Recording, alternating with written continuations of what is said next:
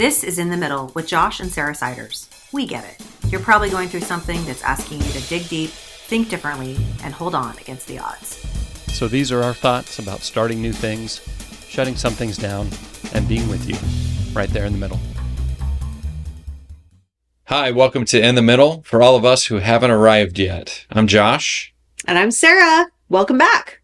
Welcome back. So, it's good to be here. We're few episodes in. Yes. A couple episodes in. Yes. Trying some different things. Yeah. So today, you have a topic you want to talk about. Yes, I do. It's birthday season for me, which that's all I'm saying about that. But it's like it's that new year, right? Like, so this is kind of we're recording this in September, and there is September is that, kind of across, no matter when you start school, even, some of the people that start school later around the country, they're feeling that energy, right? Yeah. It's new school year energy.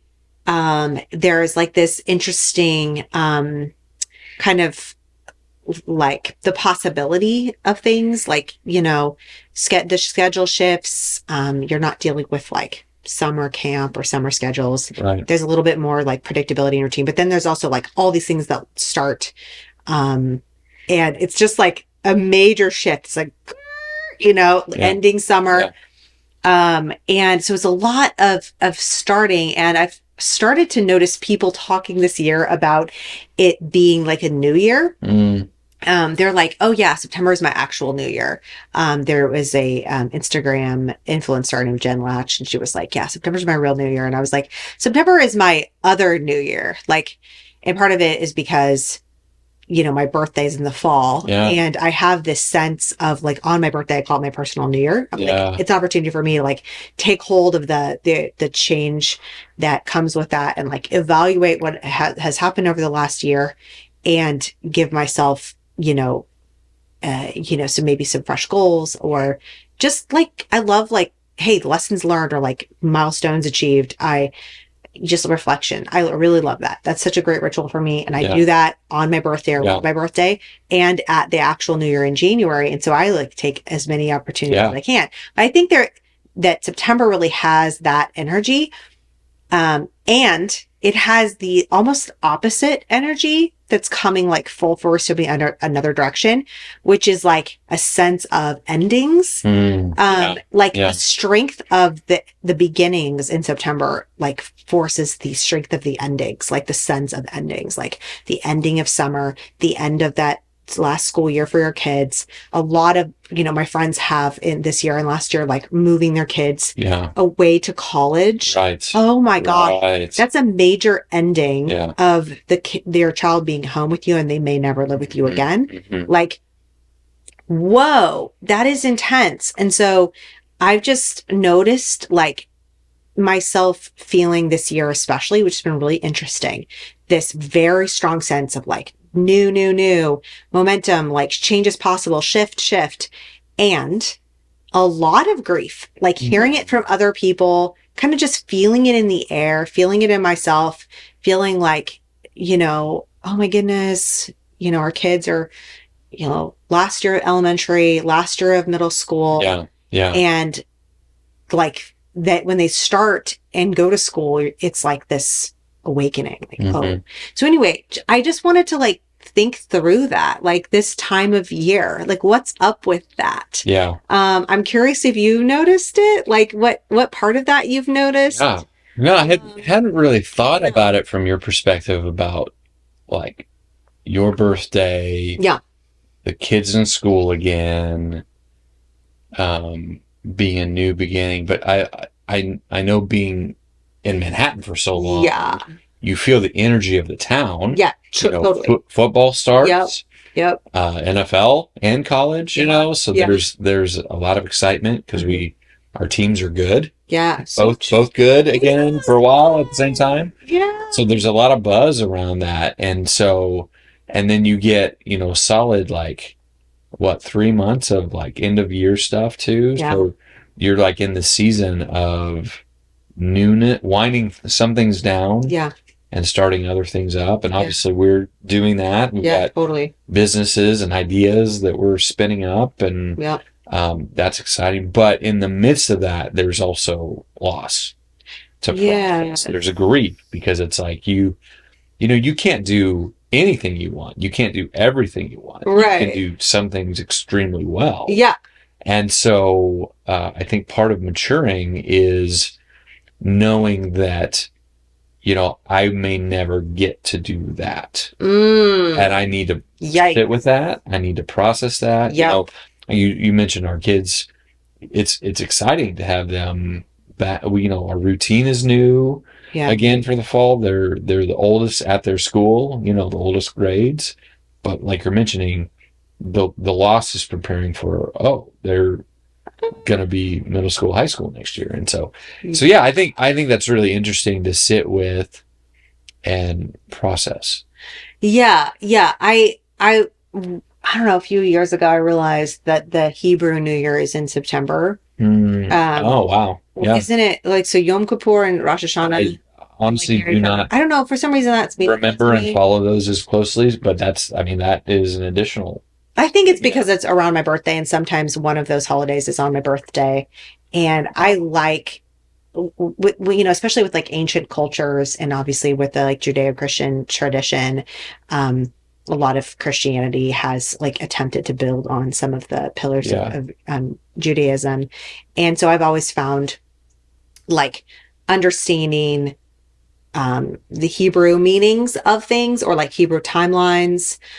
We talked, like I've tried to, implement rituals or different things like that, based on some of the, informed by Judaism at times, or even like our practices of Sabbath. And so, I think that it's interesting to kind of like investigate that and go, oh, this is interesting that there's a whole like religion and culture celebrating New Year right now. You have like the Lunar New Year and Chinese New Year and all that. And I don't know when those are happening this year, but they usually end up happening somewhere near January, February, right? So it's almost like September is like a weird random time to have a new year. Huh. And yet it feels like exactly right. And I always thought, oh, it's because school's starting and it's my birthday that I think it's a new year. But then when everyone was saying it this year, I was like, okay, this is really interesting that people are talking about that. And how do we like maximize that? Like, what's the opportunity here? Right. Yeah. Like when there's a liminal space, when there's a transition. So like being in the middle is a transition, right? Yeah. It's like going from one thing to the next. And like, yes, you're never done. But, I think like if you kind of losing my train of thought here, but, going through a liminal space, you're trying to, make sense of the opportunity, and you're like making sense, trying to make meaning out of it. Yeah. And so I think like, the opportunity of being in between one thing and another is like, if you can harness that, you can kind of like turn your ship in another direction. Wow. Because when there's chaos, when there's things like the schedule isn't solidified, or it's a new schedule, you can be like, oh, this is the moment for me to implement that thing that I've been wanting to do. Like, okay, so the kids are going to school at these times, so I can make sure that I get up and I have my exercise, or I have my reading, my, time of reflection, whatever those things are. Like, I can get that in now intentionally because the schedule changed. And maybe I have just completely screwed it up all summer and it's just been total chaos. But when that shift happens, then I can implement those things. I can look ahead and go, oh, this is my moment to seize that, like the liminal space, and take advantage of it. And of course, that means that like implies that there's going to be something landing, like we're going to decide on a schedule. Yeah. Like the sports are going to, it's going to be kind of consistent. But anyways, I don't know. I was just thinking like, what's it look like to take advantage of the liminal space, the in between? Yeah. And like, I'm curious if you have had a moment where you've been like in between something like that, like a liminal space that was like maybe shorter term, or maybe it was bigger and you go, oh, I can tell like there's a chance for me to be really intentional here and like implement something, you know? Yeah. That's a great question. I think what's hard, just backing up a little bit, I think what is difficult about the liminal space is because there's tension created by the pulling forward and backward. Yeah. Right? So good. So a rubber band is taut because there's tension. It's tight, you know? When something new is emerging, but it's not quite fully there yet. Yeah. And the old is passing away, but it's not quite gone yet. Yeah. Right? Yeah. I think that's why it's hard, because you still have a choice where you could go back. Yeah. In a lot of cases, maybe not every case, but you could lean back into old ways of doing things that seem more comfortable, more manageable, you're familiar with it, etc. Yeah. But maybe there's something next. There's a greater vision. Yeah. It takes new skills, though. It takes a new mindset. It takes new practices, new rhythms, you know.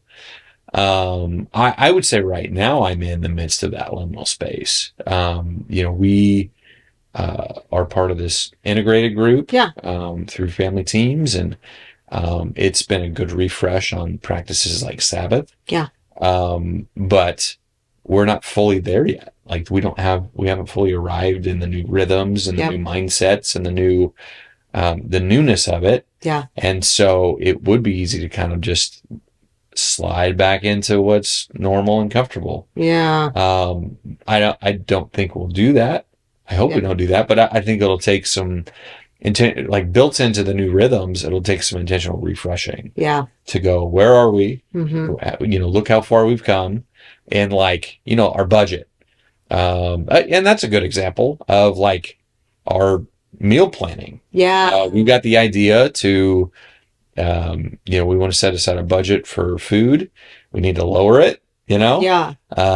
And so let's create a meal plan. That sounds so lame. But the reality is like, it's this cascading series of events of like, you and I need to sit down one-on-one. Yep. Look at our calendar. Yep.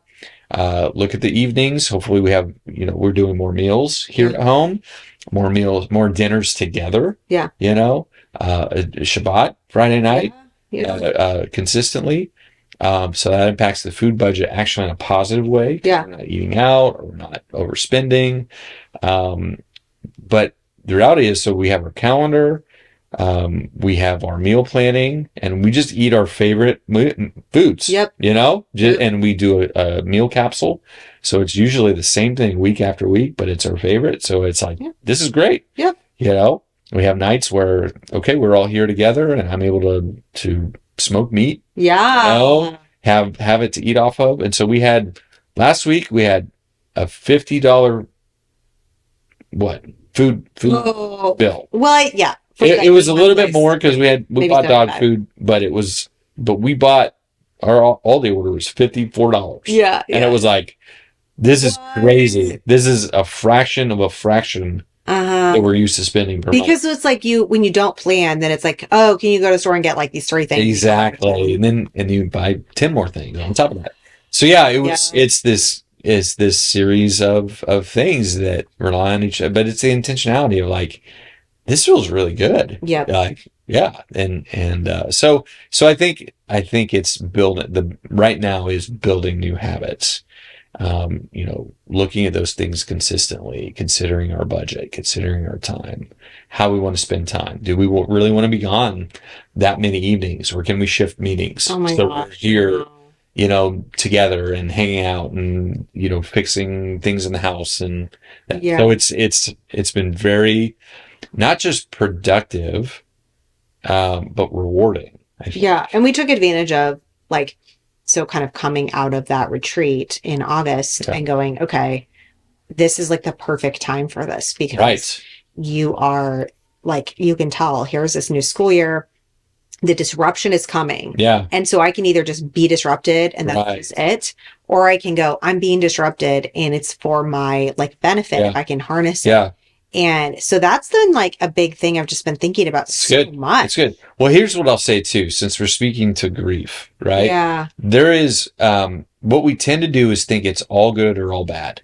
A new thing or an old thing. Yeah. And the reality is like, there's mixture. Yeah. Like you could get a new job, right? Let's say you're working in an office, you make it to management. Wow, $20,000 more a year. Yay, we can do so much for that. But the grief that comes with it is I have to work overtime. I'm on salary, so I don't get paid for it. It's just expected. I'm away from my family. My gym routine is disrupted. We can't do the vacation we wanted to. So, that might be an extreme example, but every new season comes with a loss of the old. Yeah. And I think we have to take time to identify that because our soul knows. So true. Our soul knows. Even if we don't take the time to sit with it, like it will eke out places. Yeah. So I think it's actually good to sit in moments of celebration and maybe do the dinner out, maybe take the trip. But like before and after, don't forget to do the soul work. Spend some time to just, check in with yourself and with each other, with your spouse, and think about like, what's the cost to this? That is actually, what are the hidden costs to this? That sort of thing. And so celebrate the high points and the victory moments, but don't forget that there's loss. And so I would say even, with having new rhythms or routines that benefits the whole family and sets us up, to succeed. The loss is like, I can't just stop and get fast food. Like I have to do the adult thing and go, we have food at home. we have leftovers. And there's a plan. Already cooked. Yep. There's a plan. Yep. I have to give up my autonomy. Yeah. Yeah. And I have to put the family first. Yeah. Which is like, duh, right? But it's those moments. Yeah. Like I can't just do. Now, it doesn't mean that we suck all the fun out of it. Right. Sure, you go get some ice cream or like get the latte instead of the black coffee. Like that's fine, from time to time. But it's a choice of setting everybody before me. Like team ciders comes first. Yeah. Before I don't want to make a schedule for my time this week. I just want to be I just want to be open and free. Yeah. I want to go do what I want. It's like, that's not what we're doing right now. Yeah. We're being intentional. And some of the cost is the conversations with the kids. Like we redid our Sabbath so that we're home instead of going on date nights. Yep. They're used to pizza night on Friday. Yeah. Domino's, they eat it, downstairs, the movie on. Yep. When I go out, have fun. Shuffling that means they're thrown off that rhythm. That's a loss for them. And there was a pushback. Yeah. I've had this for a long time. I want Domino's. On Friday. That's on Friday. Yeah. It's like, actually, it's going to be really better if we get it Saturday for you and then do leftovers on Sunday. Yep. Because we don't want to cook. Right. Church and ministry and meetings. Yeah. And that's a wrestling match with them to go, hey, long term, this is going to be better. Like, anyway, so I think that's, the reality is like the benefit comes with a cost. Yeah. Most times, even if you have to like, that's so good. Find, search for it a little bit. It's there. I think that's such a good point of like the change comes with a cost. And part of the thing that we think about when we're grieving isn't just like the end of an era. Yeah. That's kind of come upon you. Like your kids are going to get older, right? And they're going to, continue to progress. And so that's like an automatic one. But when you make an intentional change, right? Like we didn't have to restart the meal plans and the weekly meetings, which we've done that in the past. Yeah. And that's always been a good rhythm. Various things happen and we haven't stuck with it consistently. But getting back on it and being like, okay, and this makes sense for us right now, working together on these various business projects and stuff. It's like, yep, we gotta do this. And so I think like you said, there's this loss of autonomy. There's this loss of like maybe the spontaneity or these different things, but like that's also feels like a little chaotic, So it's like, I feel okay giving some of that up. Yeah. I think it's just like anytime you go, oh, I'm going to take advantage of this moment of turbulence, and you take hold of the the opportunity of the liminal space and the chaos they're in, and you're like, oh, good, this is my chance to strike and like change something. It's like, there's loss involved. And if you don't factor that in, if you just sort of count the cost, then you will probably end up sabotaging yourself. Like, whoa, I don't like this. This is actually really hard. Like, especially when you talk about like new year, new me, like, okay, no, that's probably like a little bit of an overhauled like mentality. And like, we probably don't want to do that. So I think just like saying, hey, being intentional is really good. Take advantage of this liminal space, like reset. I'm hosting for the women in my circles, 2 virtual workshops. So September 13th over the lunch hour and September 16th in the evening. The September reset, where you can like we're going to ask reflective questions. We're going to do a body calming exercise. And we're just going to come out of that with like 1 or 2 action steps that we can take to be intentional. And we're going to think about, like you're talking about, what is that loss related with this thing? Maybe there's a barrier, maybe there's something that's going to keep me from doing that. Try to factor that in from the beginning, because I think if you don't do that, you're very likely to sabotage yourself. So that sounds really interesting. And even though I'm a dude, I still need that. Yeah. Can you give me like a sneak peek on like, if someone were to ask you, like, how can I just process my grief? Like, what are some things that maybe I could put into practice to just get a little bit of relief or plot a way forward? Any Yeah, it depends on like what it is. Like, I think there's milestone grieving of like, oh, my children are, doing these things and they're signs of progress. And it's like, the good thing is also the grief, right? Like, my son went to college. It's amazing. And it's also sad. Right. But there's also like loss that's related with like maybe a death or an ending, a divorce, so there's like, job. There's big grief and there's small grief, right? I think there's like big, like loss, like significant loss grief. And then there's like progress or milestone grief. Okay. Yeah. That makes sense. And so it's like, hey, your kids are doing great. They're progressing and they're getting more independent, and now they don't live at your house anymore. Right. And so that's a sign of progress, and you have to grieve it. Yeah. And so those are different. And so I think knowing what you're dealing with is really important. When you're dealing with something that is like divorce, death, major loss, it's so disorienting that I do think that having, a spiritual director or a therapist of some kind can really help you with those milestones. I think with like milestone grief and a lot of the beginnings and endings that are happening in the chaos of this current September liminal space, I'm not necessarily hosting this workshop for like people who are, dealing with major losses, because I want them to have a safe space. And this is more about like taking advantage of liminal space that exists in September. Yeah. It just is. Good. And it's like, so how do we take advantage of that and acknowledge the endings? And so acknowledging endings is like, what am I feeling sad about? Like, just in a very like childlike primal way, being curious about like, what am I actually sad about? You might notice that your sadness is showing up as irritability or anger, and often grief is below that. So just being curious and being like, what am I actually feeling right now? What am I sad about? And like putting it down. Like, I would say, maybe if you don't like to write, but you could, speak it into a voice note, or you could, get a symbol or just draw a picture of it. But it's kind of like letting that thing, like holding that thing and the representation of it, and just being like, okay, I'm going to choose to let this go. So for me, sometimes that was like holding on to like the words on a piece of paper, and like dropping it, or sometimes letting it go down like an actual river. That reminds me of the episode. Was that our first episode where we talked about the rituals? One of our previous episodes, we talked about the rituals for like crossing over, through that liminal space. And maybe that's something else that you... that'll be a different one. I want to do that one. That's like another idea for a different workshop. But y'all can listen or watch that episode on rituals and crossing over. So that's a really good one. So anyways, yes.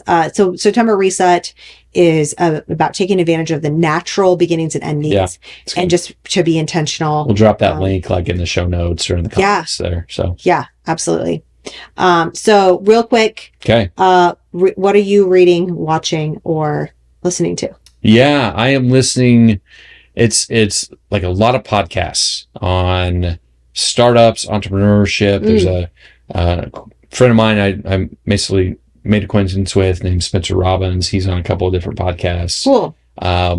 scaling online business, things like that. It's just like I'm in major learning mode on some of those things. It's been really good. How about yourself? That's really fun. Well, I am planning to dive into this New Yorker article, written by Al Pacino. It's kind of like autobiographical, and interesting. I just love the variety in the New Yorker and Al Pacino. Yeah, that's good. I'm sure it's ghostwritten, but but it's like him dating someone. But anyway, so I'm just interested to hear about that. I don't know. I just really love to hear people's stories. Biographies are really interesting to me. So what's something that's saving your butt right now? Something that's saving my butt is something I don't have at the moment, but we have it pretty consistently. I've realized that starting my morning with I get up and I get my greens, my athletic greens, and my water, and then I go for a walk or a run, and that's pretty standard. And we haven't had greens in the house for a week. Our order was delayed, and I'm like, I feel you missed that. I don't and I'm like, how did I know it's saving my butt? Because I don't feel great right now. So it's definitely saving my butt. What about you? So something that's saving our butt. Yesterday I rented a sewer auger. Oh no. Cleaned out the pipes of tree roots. So one of the beauties of home ownership and having lots of trees in our lawn is that we have old pipes. For fall. It's cleaned out. Our water is freely flowing, and we can flush all the toilets simultaneously. Oh my gosh. Wow. That is just luxe. Thank you. Thank you for doing that. True Value Rentals. Literally saving our butts. For real. Our butts. Yeah, that's hilarious. Yeah. Thank you for doing that. Yeah, absolutely. But yeah, that's so funny. It's so funny how it's this little things. It's a little thing. We'll put those greens in the show notes for you. Yeah. And that do we have an affiliate link? We might need that to pay for the sewer auger. Yes. Oh my gosh, hilarious. All right. Well, thanks for joining us for this episode of In the Middle, the podcast for all of us who haven't arrived yet. We'll see you next time. See ya. This is the In the Middle podcast with Josh and Sarah Siders. Visit inthemiddlecoaching.co for other resources, courses, and helpful tools.